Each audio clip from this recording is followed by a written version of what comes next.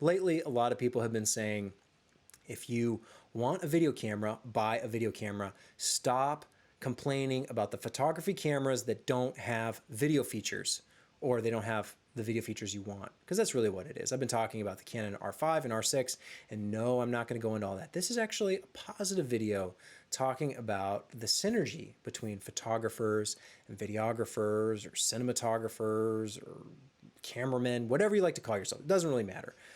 Photo people, video people, where they align. And I think it's really interesting when you think about all this, because a lot of the basic tools are the same.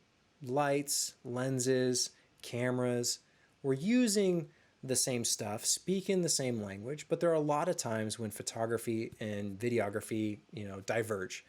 If you're doing photography, you only need that one frame to be perfect. So you have things like speed lights or strobes where you can get incredibly powerful light in an instant and freeze a frame. And that's not something you would even do with video, because video is a sequence of photos. So you would have to strobe continuously, which is why we have continuous lights that aren't as bright as speed lights or strobes. So there are some things that don't always align, but I think there is a lot that we do have in common, where why the hybrid model of camera means so much to so many people, and why so many people want these cameras that do both photo and video to do them both well. And the one area that I think is the most obvious where it overlaps is frames per second, which is kind of odd because most video is like, you want like 120 frames now, right? With the Sony a7S III, 4K 120, like that's incredible, or 1,000 frames per second on a Phantom camera, or whatever it is. And you're also seeing these features creep in. They're like RAW, being able to shoot RAW video, also interesting. And the fact that video is just a series of images, the better the video technology gets, it almost makes it better for the photographers, who are almost always, not always, often chasing after higher frames per second for the full resolution of their sensor. So if it's a 45 megapixel sensor and it can shoot 10 frames a second, wow, that's incredible. Or a couple years later, it's now 12 frames a second. Oh, and then it goes up to 16 frames a second on the newest camera. And then, oh my goodness, we're at 20 frames a second. Oh, I can get incredible, sports images or event coverage, because I can do these amazing burst sequences of photos. And that's like, the closer you're getting there, you're almost to 24 frames per second video. And so the better the video features get in terms of, 8K RAW, that should be helping photographers as well. These things go hand in hand, not in execution, not in practice in the way we use these tools, but in terms of the technology behind the scenes. Having 8K RAW video means as kind of that you can do those really high burst speeds with these cameras for photography and capture that, perfect action that you're going for, rather than be limiting to like 6 frames per second and you miss the action, but you have a lot of megapixels to play with. So the better the technology gets, the more I think these two converge in a place where 10 years ago, Red was talking about, digital stills and motion control. Was that DSMC? Digital stills and motion.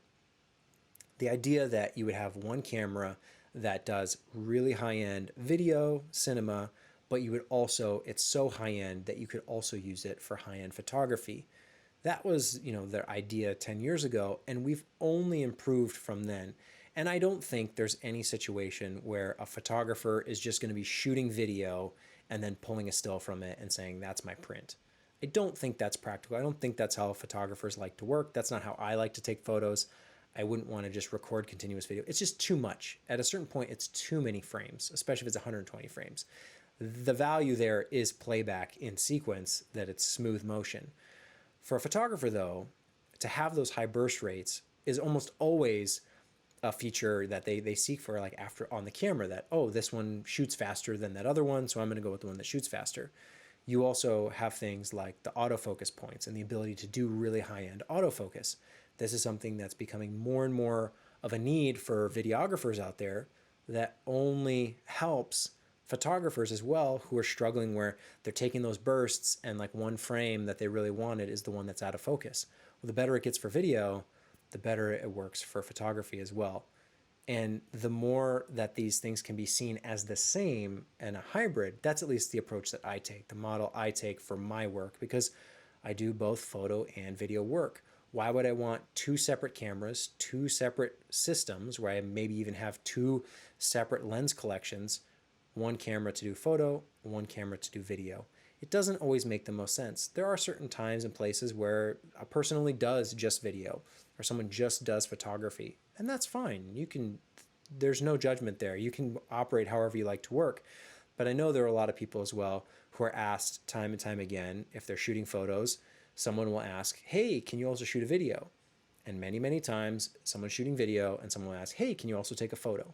So the more that you can do that in one camera and the better those two things overlap, the more options we have as creators to focus on making the content, because we're not worried about a camera overheating or the autofocus not working in certain modes, or it's cropped in a certain high frames per second mode, or I can do raw photo, but I can't do raw video.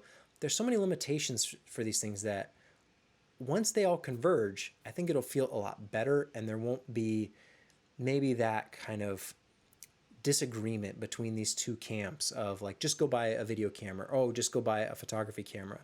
I'm hopeful for the day where we have a true hybrid that does both really, really well in a way that kind of makes everybody happy. Because for as much as people say a perfect camera can't exist, and I think that is true to some extent, it does feel like we are getting ever closer to that mark the better technology gets, to where we have kind of enough megapixels. Maybe we have enough resolution. Maybe the autofocus is getting good enough in video. We have stabilization now. We have the right size, dimensions, like hardware stuff sort of figured out for these cameras that work for both video and photo. So I see a lot of potential right on the horizon for where these things benefit each other directly, even though it doesn't always feel like it. It feels like, go buy a cinema camera. That's what you need if you want to do video.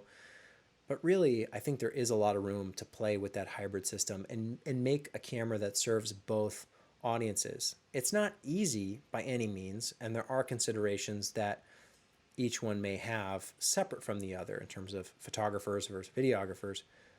But the more we work through that and you try and make something that appeals to both, I think ultimately the better product you end up making in the end.